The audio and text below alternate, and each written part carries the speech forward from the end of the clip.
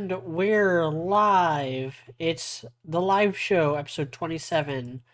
Uh, gonna try to keep this brief. I know Raymond's also streaming his weekly thing on Wednesdays. I need to just not ever do this on Wednesdays. I need to either do it like Tuesdays or Thursdays. I might actually do it Monday next week. Uh, because even though I never have the free time to watch Raymond streams, I do like to throw it on in the background when I'm working on Wednesdays sometimes. I'm probably gonna stream Jurassic World Evolution or play Jurassic World Evolution 3 after I'm done with this.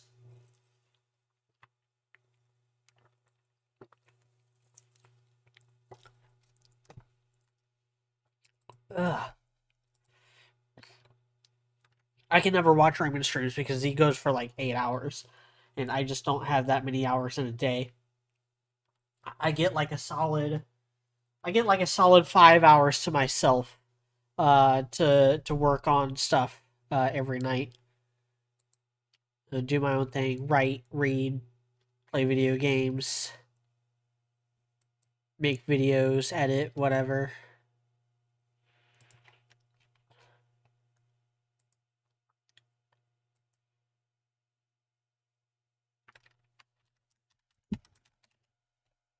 So today we're gonna spend pretty much the entire stream talking about One Piece. Like I said, there's not going to be a whole lot to talk about. The only thing My Hero Academia related that I want to talk about is that blog has started. That blog will carry on through the end. This is a moment where like a lot of people have issues. I don't think they are valid issues, but they are issues that I've seen.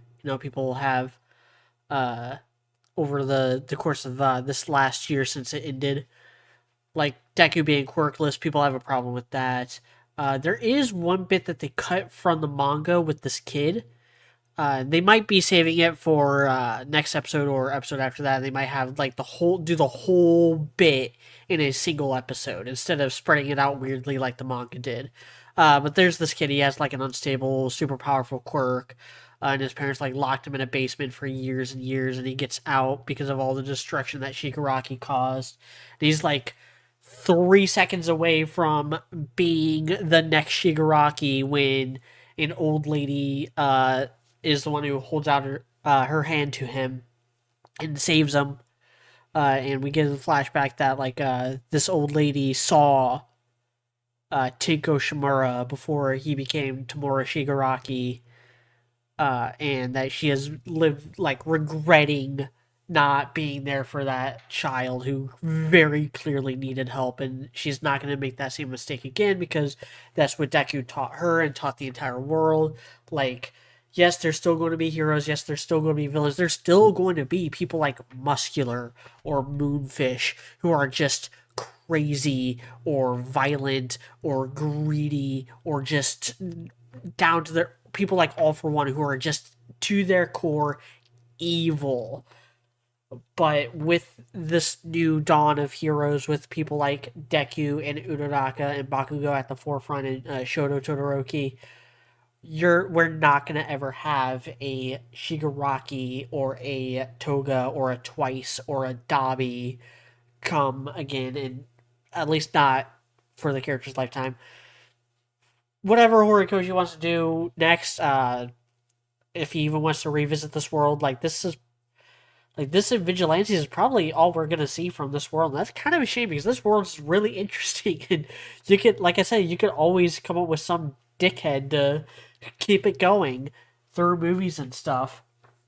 You could do that. Like it's that creative of a world. It leaves that much open for any writer. It doesn't even have to be Horikoshi. It can be someone else. Like I said, like Vigilantes is a good example of this. Vigilantes isn't written by Horikoshi. He just kind of came up with the premise.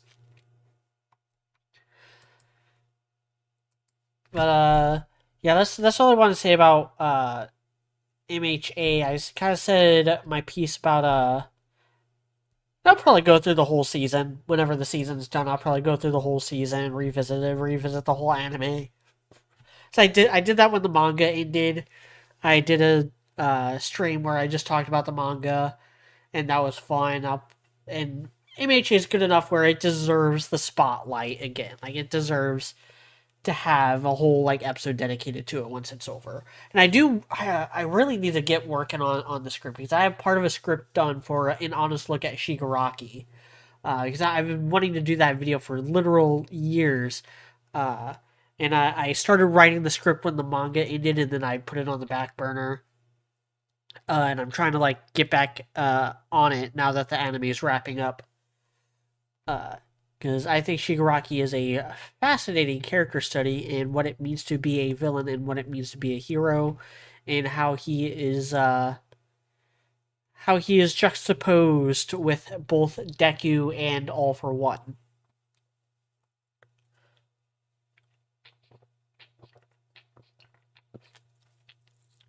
But without further ado, let's talk about One Piece. Because Harold is pissing me off. I'm going to talk about the manga first, because I think I've mentioned this before in an earlier live show. I'm not digging this flashback. I've not really dug, like, I dig rocks. I dug rocks. I dug all the Rocks Pirate stuff.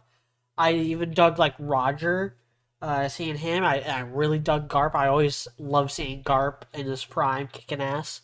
But, like, when I think of the classic, like, One Piece flashbacks, or even the more recent One Piece flashbacks, like, One Piece is pretty famous for its flashbacks, but I don't think One Piece even has pound for pound the best flashbacks out of the big three. Like I think Bleach and Naruto both have flashbacks that are better than most, if not all, of the flashbacks in One Piece.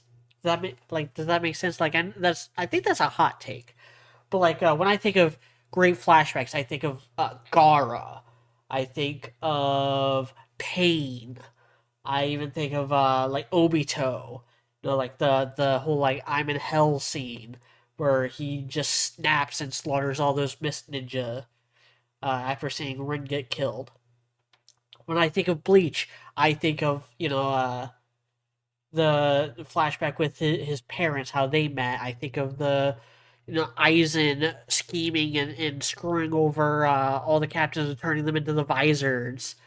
I think of Gin and Matsumoto and how Gin's been playing this super long con, like this 200-year long con, all just for one shot at Aizen that doesn't even fucking work. Because at that point, Aizen's just beyond broken. Like that, those are flashbacks that like really stick to me, and really like haunt me. With One Piece, there's a lot of flashbacks like that, but there's also just a lot of flashbacks that don't. And I would say that like there are more One Piece flashbacks that are just okay than there are great One Piece flashbacks. And this is honestly one of my least favorites. This whole like Harold, Loki, rocks. It's just all over the place. There's no focus. It keeps jumping around, jumping through time, jumping through perspectives. Like Kuma's flashback was one of the best. Kuma's flashback is arguably the best One Piece flashback, and that only happened just like a year or two ago in the manga. Like that's still fresh in my mind. And there were a lot of characters in that flashback, but it was all focused on the perspective of Kuma and what he went through, how he experienced things. That's why we didn't get a whole lot of rocks, because Kuma never actually saw rocks. Kuma did see Big Mom. He did see some of the Rocks pirates during that whole shebang, but he never actually had a run in with rocks. That's why, so it made sense not to show rocks during the Kuma flashback.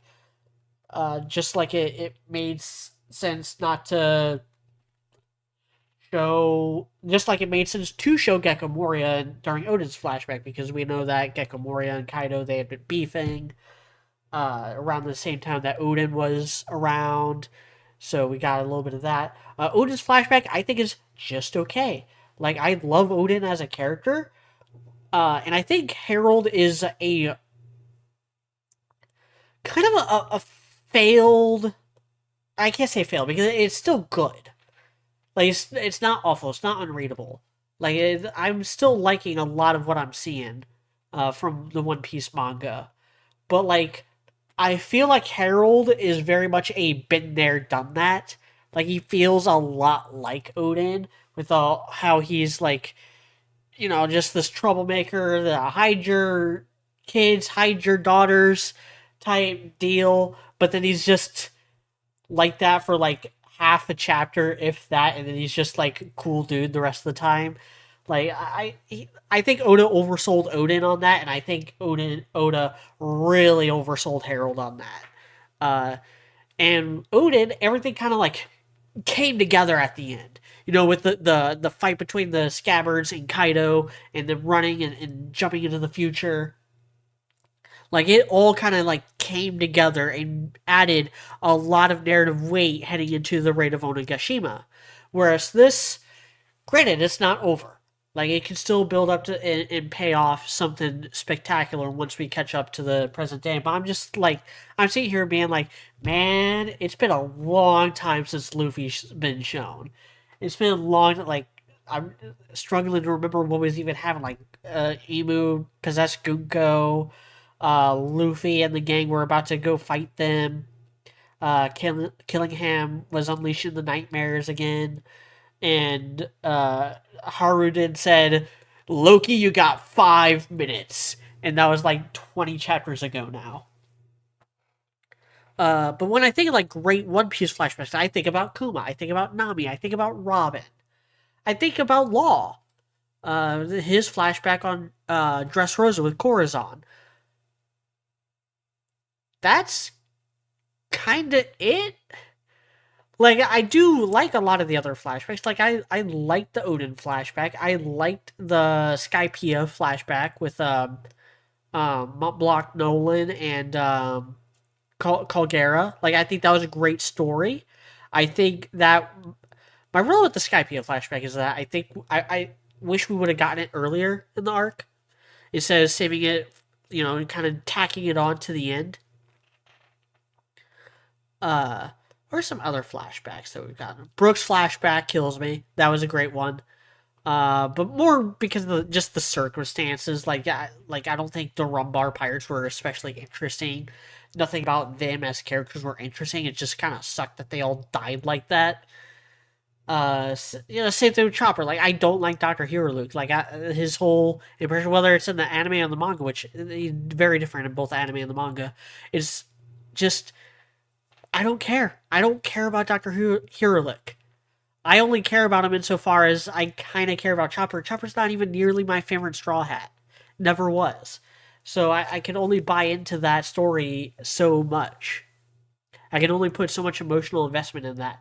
Whereas something like Nami's my favorite character. She was always my favorite character. She's been my favorite character since her introduction. She had just a great introduction in the manga. And so her backstory hits me. Robin's backstory really hit me. Kuma's backstory really hit me. There's not a whole lot of other One Piece backstories that have hit me on that level. Whereas I can name like half a dozen Naruto, Bleach, whatever other anime mangas that have great backstory. I can get hyped for those. But Harold's sold out to the world government now.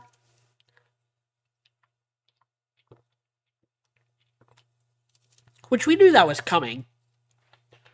Uh, but his whole motivation being like, I wasn't there to help Rock, so I'm not going to be there to help anyone against the world government ever. Like that's it was almost better when he was kind of pussyfooting his way through his interactions with Rocks. Now he's just a full on fucking Nazi foot soldier, basically.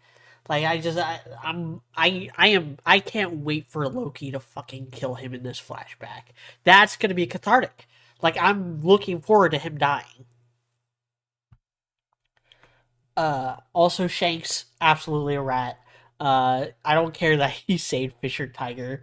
He was still, working for the world government and knew what they were all up to, what they were all about, and still like tried to placate them. So kind of lost a little bit of respect for Shanks, though respect for him for stepping away. Uh, we don't know where the timeline is on that, or like what the sequence of events was, and we still don't know what Shanks' deal is. Like, what the fuck is he even doing? Like, what does he want out of all this? Uh,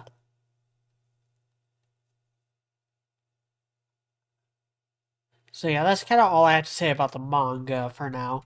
Anyway, now for the anime, we had a great episode, and it animated one of my favorite scenes in all of One Piece. And it made me want to kind of go through liberation in One Piece.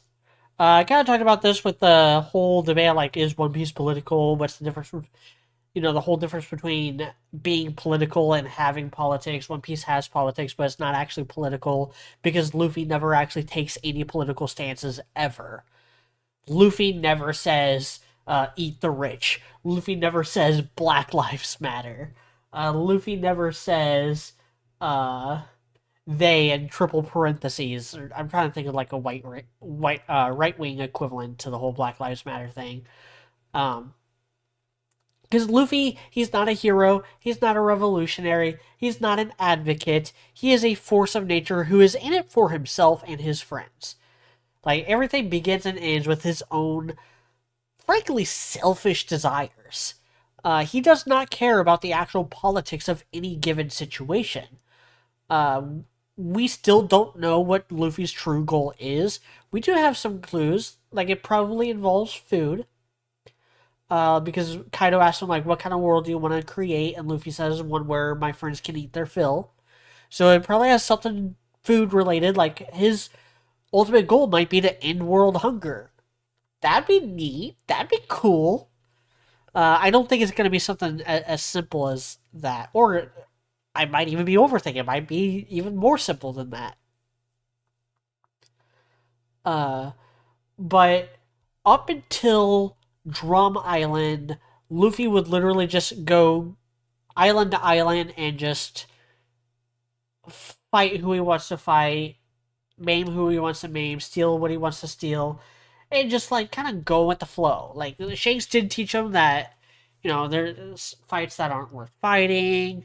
It's if you're gonna point a gun, be willing to shoot it, stuff like that. Like Shanks did teach him the ropes as far as that goes, but Luffy's still like going half cocked in a lot of situations up until Drum Island. Drum Island is the first time where Vivi is like, Luffy, we need these guys' help. You need to bow your head and say you're sorry. And he does. And he does it for Nami because at that point Nami's like super sick. They need a doctor. That's why they're on Drum Island. And Luffy kind of returns that favor for Vivi and Alabasta. In Alabasta, they get caught in the middle of a civil war. You have the royal family led by Vivi's father, Nefertari Cobra, and the royal guard on one side, and then you have Vivi's childhood friend. I can't remember his name. Like Koza, I think. Yeah, Koza sounds right.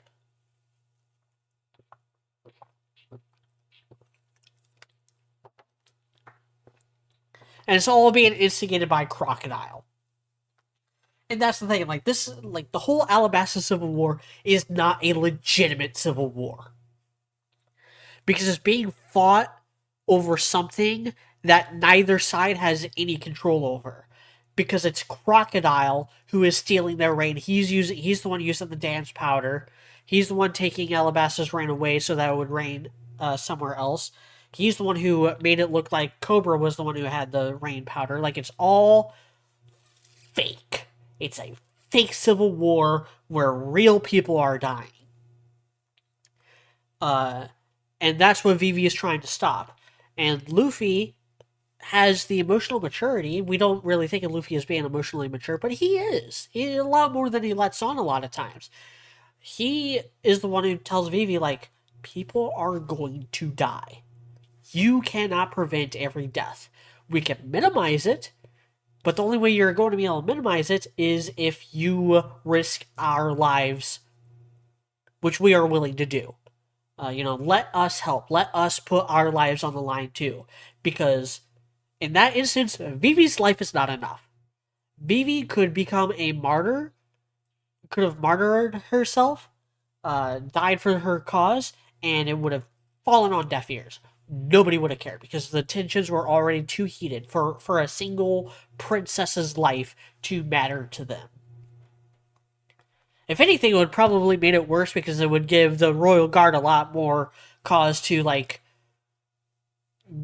be more violent against the revolutionaries or against the insurgents led by Koza. Because Koza and his men, they're the ones who are being the more violent. They're the more violent side. They're the ones who are kind of instigating a lot of the conflict, and the royal guard is kind of like taking their lumps. Which is why like Crocodile has to make Bon Clay look like Cobra in order to make it look like the royal guard is more asshole-ish than they actually are. Like Crocodile has to do a lot more framing of the royal family, whereas he just kind of lets the insurgents react to that.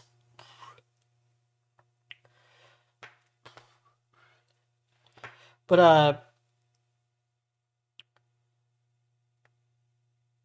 Luffy does not care as much about the outcome of the Civil War as much as he cares about Vivi and her well-being and her, not losing sleep over this, giving her that peace of mind, which is why he takes on the biggest bad, the one who's instigating all this. He's like, the Crocodile is like, I'm taking down Crocodile. That's what I can do. That is what I can contribute. And that's what Luffy contributes. He's like, who's the biggest bastard here? Who's the one instigating the most bullshit? I'm gonna take them down. Because that is how conflict resolution happens in this world. That might kind of does make right in the One Piece world. But then kind of following up with that, we get Jaya, where we get the reminder that like some fights aren't worth fighting. Like Luffy did kind of go off half-cocked against Crocodile, but like he had a reason to, Crocodile was making the people of Alabasta suffer. He was taking away their water. He was making them die of thirst, and getting them all so desperate that they were killing each other. Also, that he can get access to information about a super weapon. Similarly, Bellamy is not worth fighting. And that is the next kind of conflict that Luffy runs into.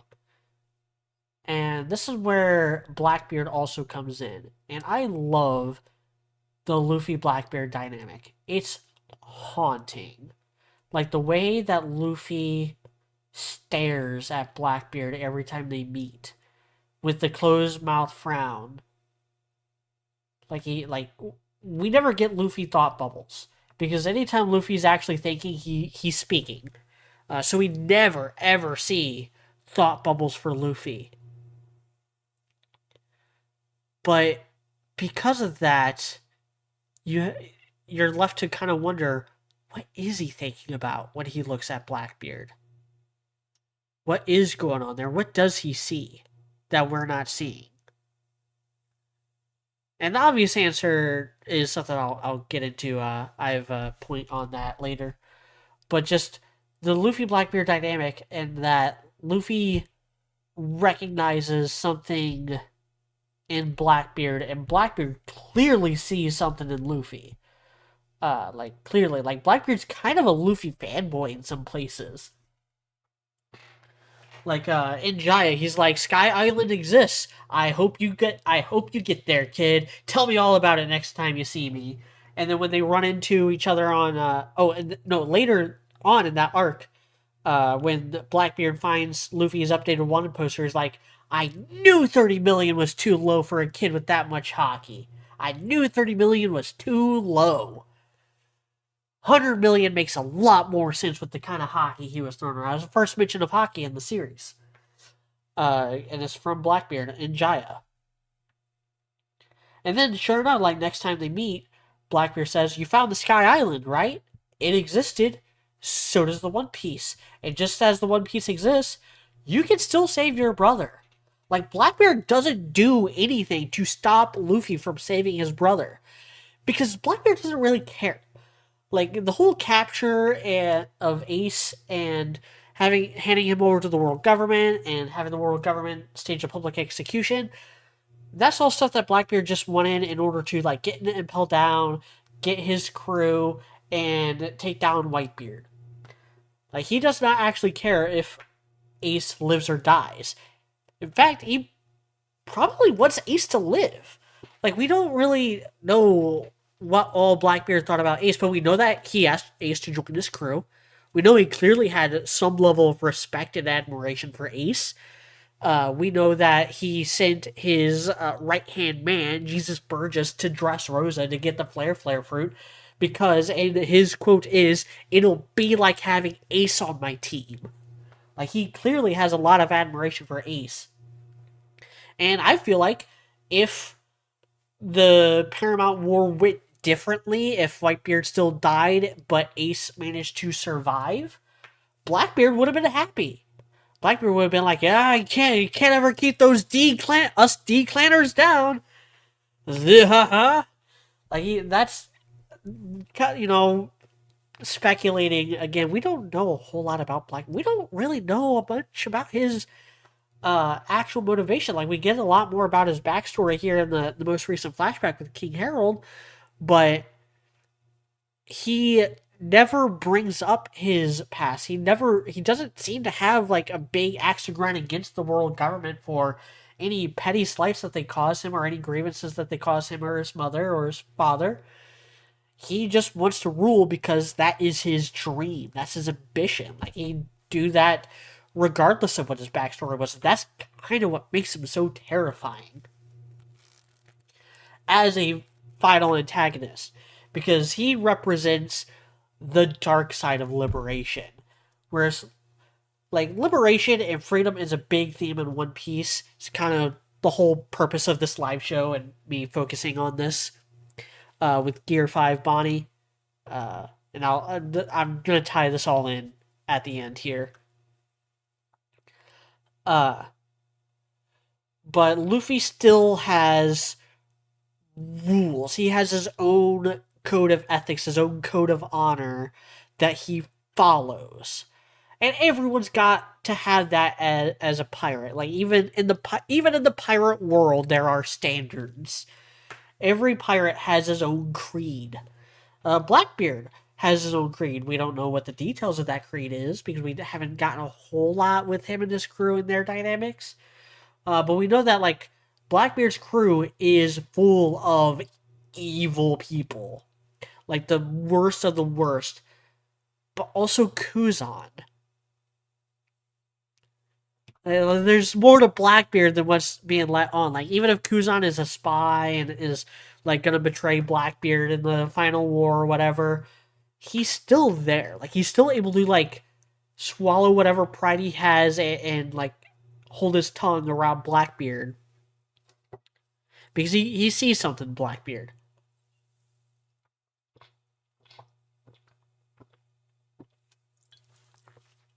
Maybe it's because Blackbeard gave him a home. But Blackbeard doesn't turn people away the way that other pirate crews do.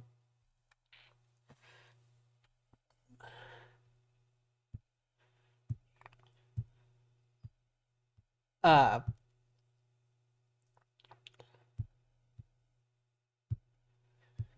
but yeah, like, Luffy, just another point, and like, Luffy doesn't really care. Luffy is never around when lore is being dropped. Like, he's not actually there with Loki as he's telling the story of, like, rocks and all this bullshit going on in the manga right now. He's off preparing to fight God.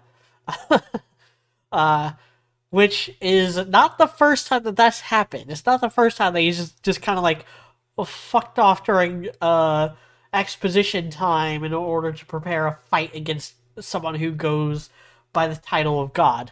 Skypiea is fucking hilarious for that. Because the whole time in Skypiea, Luffy has no idea what's going on. He just straight up does it. He's in a snake's stomach for like 50 episodes and doesn't even realize it because he thinks he's just in some weird cave that keeps turning upside down. Because apparently he just thinks caves can do that. Uh, but like he doesn't know about the Shandorans or the Skypiea. Like he knows about them sorta, but only insofar as that he's ran into a few. He doesn't know what their beef is. He doesn't know what Enel's been up to or what Enel did to anybody. He just knows that there's treasure to be stolen and he's gonna steal it because that's what pirates do. Like, this is another point in the whole, like, One Piece isn't actually political thing, is that, like, Luffy never makes a condemnation of any system.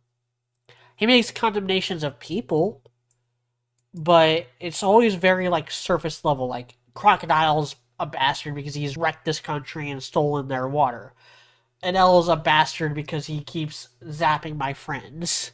Uh, the world government's a bastard because they destroyed Nico Robin's home and try to commit genocide against their people. Like, Luffy straight up declares war on the world government in order to save Nico Robin, and then never really follows through with it. Like, because he doesn't care. Like, he declared war to make the statement that, like, I'm getting Nico Robin back. I'm not going to let you assholes have her. I'm not going to let you guys do what you want to do with her. I'm giving her her freedom. I'm taking her out to sea. Uh, but then, as soon as that's done, he's like, okay, yeah, don't have to keep following through. Don't have to, like, he never goes out of his way to attack any other government institutions after that. Like, he just wrecks an East Lobby and calls it a day.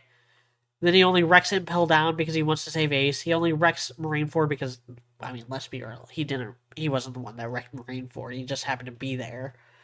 And same thing with Dressrosa. Like, Dressrosa, he's kind of just there in order to, like, have a fun pirate adventure thing with Law and have his fun little pirate alliance with Law, and then he kind of gets wrapped up with Rebecca, and it's like, you know what? I'm gonna help Rebecca. I'm gonna help Rebecca take her kingdom back, take her country back, by kicking Doflamingo's ass, which I was kind of wanting to do anyway because, he kind of just rubs me the wrong way, and I don't like what he's doing here. I don't like the whole toy thing.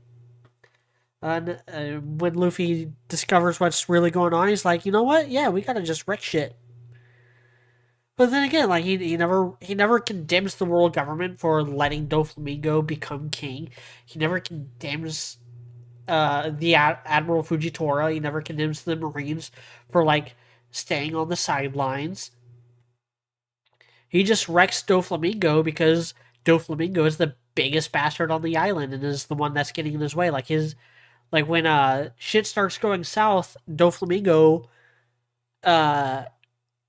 summons the bird cage to trap everyone on the island, and then suddenly, like, that's when he really makes it personal for Luffy, because he is trying to keep Luffy from continuing his journey, continuing his adventure with his friends, and continuing his journey to become Pirate King. And so then it's like you gotta be taken down. Like there's no ifs, ands, or buts about it. Uh, and we see a lot of that a lot throughout the series. Another example, kind of going back and forth chronologically, like Thriller Bark. Thriller Bark only happens because Luffy thinks Brook is cool.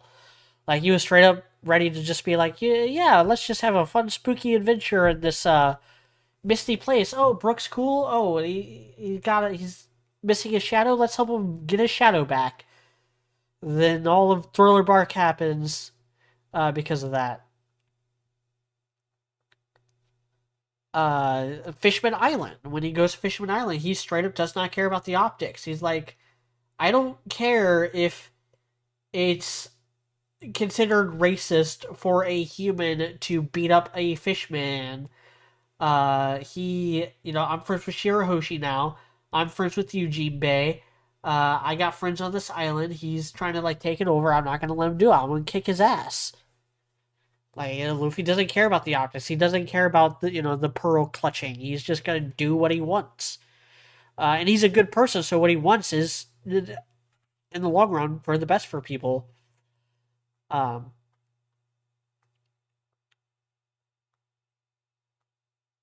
but that is a core part of his identity. Is like being the guy who can take down the strong guy. Like that's something he says to Arlong. Like, I can't cook, I can't navigate, I can't use swords, I can't lie. I'm not a doctor, I'm not a musician. No, I'm not any of these things, but what I can do is beat your fucking teeth in. And that's kind of what he's good for. If he loses to Nakama, then what was it all for? Like that's where he almost reaches a breaking point in Sabaody. Is not until he realizes that he's alive and does the logic thing, like, okay, if I'm on this island, then there's a chance that he just sent us all to different islands. I'm gonna just get back to Sabaody as soon as I can and reunite with them there. Like that's kind of like the peace of mind for Luffy, and then extra drama with finding out that Ace has been captured and going to be executed, and that's why he goes to Ace instead of going to Sabaody, because he's like, my friends can wait. They're fine. I'm sure they are. They'll find their way back eventually. I'll find my way back eventually. I got a time limit with Ace. And it's not until Wano. Then we think of Wano as like a more recent arc. It ended like 4 years ago now, it seems. Uh, but that's when Luffy finally becomes the hero Wano needs. That's why he's able to finally awaken his devil fruit against Kaido. It's not because he got beaten nearly to death on multiple occasions. It has nothing to do with that. It has to do with him finally realizing, like, the person he has to become in order to achieve his dream. The person he has to become in order to become Pirate King, in order to fulfill his true dream. And the first thing he has to do is beat Kaido, and he has to become this godlike hero in order to beat Kaido, because that's what it fucking takes to take down Kaido. Like, you have to be on that level. You have to be this Pirate King level, God level being in order to bring Kaido down. And even then, like, I'm still not confident that Luffy wins that run back. Like, if Kaido were to have survived, Kaido would have undoubtedly gotten stronger from that experience. I don't think Luffy can hack it. Like, I don't think Luffy is actually on that level yet.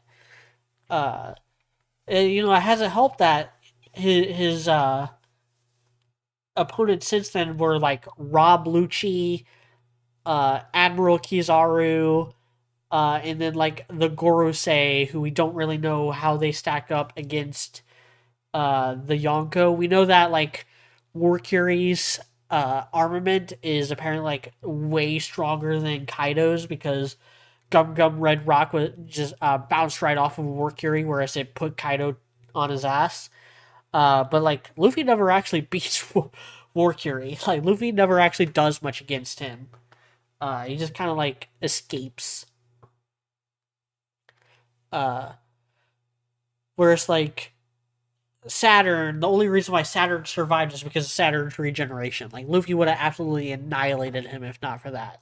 Like I don't think Saturn or any of the other Gorosei, except for Warcury and maybe Nasajuro, but I think Jupiter, Marcus Mars, and Jay Garcia Saturn, I think they are all weaker than the Yonko. Stronger than the Admirals, probably, but weaker than the Yonkos. Like, they got that regeneration that helps them out. But if you use Conqueror's Coding, you can get around that. Uh,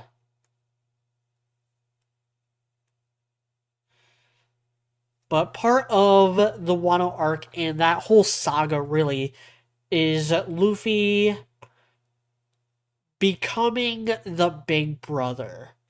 Because Luffy was always the younger brother. Like, well, for a long time, Luffy was an only child. It wasn't until after he got in the Straw Hat that he met Ace and became the younger brother. Then he was the youngest of three, with both Sabo and Ace were older than him. And then, starting on Zou, with that really important moment with him and Momonosuke, where he Kinemon is asking Luffy for help, and Luffy is ignoring him. It's like, no, like, why should I listen to you? You're not in charge. And he goes to Momonosuke, like, you want to be a leader of these great men? Tell me what you want to do. And Momonosuke's like, I want to take down Kaido. And Luffy's like, all right, let's do this. That is the moment where Luffy becomes the older brother. Like, he becomes an older brother for Momonosuke, even though the time travel shenanigans, Momonosuke is technically like 20 years older, but also like 20 years younger because body of an 8-year-old, but then he gets ripened to being 28 and it makes perfect sense in context. Uh, but Luffy even says like at the end, like, I'll always think of you as my young little brother. Uh, and he hasn't said the same for Bonnie, but that's the vibe you get. That is especially the vibe you get in this moment where Bonnie's devil fruit is able to tap into potential futures. Every devil fruit is a manifestation of a dream that is born from a potential future for humanity's evolution, which means, hypothetically, Jewelry Bonnie's devil fruit should be able to replicate any devil fruit ability, not just Luffy's. Hypothetically, I don't think she's ever going to use it that way. Maybe she will if she finds out about the connection between her fruit time and devil fruit and the what the fuck is the thing that Jarma 66 was using. The judge was using to clone people. Lineage factor. The connection between devil fruits and the lineage factor. Maybe Bonnie can creatively apply her devil fruit in order to replicate other people's abilities. Not really sure what that would do. As far as like making her more busted because they'd be just kind of like cheap knockoffs of everyone's abilities. Just like this is, even though it is Gear 5 Bonnie, it is Nika-ish. It's nowhere near as powerful as Luffy's genuine article. Uh, but it doesn't have to be. Because that's not really the point. The point isn't that Bonnie needs to get stronger. The point is that Bonnie needs to be free. That all this trauma and all this pain from her past and her upbringing and her connection to Kuma has made her a slave in every bit the sense that Kuma was a slave. And she is weakened by that possibility. We see that firsthand when she tries to do the Nikish future and grows like her fist to punch Saturn, but then it's super weak. And Saturn straight up says like, the more set you are, the more sure you are of your actual future, the weaker your devil fruit will become. So Bonnie needs to like keep an open mind and liberate herself. And Luffy is willing to like show her how it's done, show her the ropes, and be that older brother that she never had. Because Bonnie is an only child. She never got to have that kind of relationship with anybody. The only positive relationship she's had in her entire life are Kuma, the other people of Sorbet Kingdom, and that includes her crew. Like, her crew is the like guardsmen of Sorbet Kingdom who kind of just tagged along with her. But it's not until she meets Luffy that she meets someone who's willing to like fight alongside her and like truly believe in her. Like, Luffy sees her for his like, Bonnie, I don't know how your devil fruit works for real, but I've seen you do some crazy things. I think you can do this. Like, I think you could be like me. He like grabs her hand and helps her along the way the whole time. And the way like he just looks at her with so much concern and just like sensitivity, like he's very sensitive around her, like he's very understanding of her trauma and of her like unwillingness to like fight the other Kumas, fight the pacifistas. Like he's very calm around her, and that's exactly what she needs. And their dynamic is just so good, especially in this episode where like they're sitting like Marcus Mars flying, and you got Frankie, Sanji, and Bonnie all like hitting Luffy with their strongest attack so that he can bounce Marcus Mars away from the island in order to have one less dickhead to worry about, one less immortal tyrant standing in the way of their escape.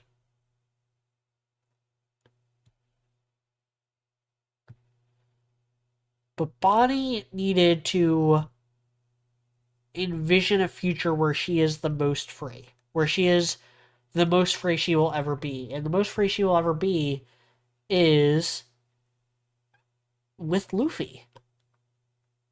Like, we haven't had a whole lot of teases about her maybe joining the crew in Elbaf, but I really want her to join the crew.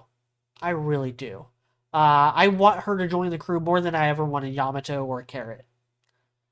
Because even though I don't think it's going to happen, I think that after this arc, like her and Lilith are going to continue traveling with the Straw Hats. They're going to meet up with the Revolutionary Armies. I think Bonnie will end up joining the Revolutionary Army. She'll be like, "This is my place. This is my home. Like these are the people that my father trusted most." And she'll like partner up with Sabo and Koala for the final saga. But if that's not the case, then I will be very unhappy with her being anywhere other than the crew. And I think Oda even said in like an SBS or something recently that uh, Bonnie only shows her true age around the people she's comfortable with. We haven't seen her go back into her adult form since they arrived on Elbaf. Like she's only really been with Lilith and Frankie last time we saw her, but she is finally, thanks to Luffy, living that childhood that she never got to have. Because she has friends now who are willing to fight for her and willing to risk their lives for her and make sure that she is able to continue seeing that bright future where she can be free. And that is why she is willing and able to revert to her childhood form more and more now. And it's a beautiful thing. Like, it's such peak writing. It is so great. One Piece is so good. So good it makes me fucking jealous of my own inability to write anything remotely as compelling as this fuck ass fucking kid who has time manipulation powers. Bonnie's one of my favorite characters now. Like after Egghead Island, like ever since this moment, I have to put Bonnie in my top 10. It's like Nami, Luffy, Law, Robin. I don't think Bonnie would make my top 5, but yeah, she's got to be in my top 10. I'm trying to think like who else. Like the top 4 is easy. I just list them off. Nami number 1, Luffy number 2, Law number 3, Robin number 4. Number 5 would probably be. I really like Brooke. It probably had to be one of the other Straw Hats. So either like Brooke or Zoro. Not Nami. I do love Frankie, but Frankie, I don't think Frankie would crack my top 10. Chopper and Usopp definitely wouldn't. They're the bottom 2 of my Straw Hat rankings. Jinbei, we just haven't had as much with him as some other characters who are on the crew. Then I love Kizaru. I love Blackbeard. Blackbeard is that's my number 5 is Blackbeard. I would also have to throw like Mihawk in there because every time Mihawk shows up, I get so excited. He's so good. He's so well written all the way around. I don't care what the fucking stupid ass bullshit power scalers say. He was holding back against Vista. Fuck y'all, I'm right. And you're gonna see I'm right whenever he does throw down with Zoro and they like split the sky and shit. Like y'all are fucking stupid if you don't think that's gonna happen. Uh, Like y'all are dumb if you don't think that Mihawk is at least Yonko level.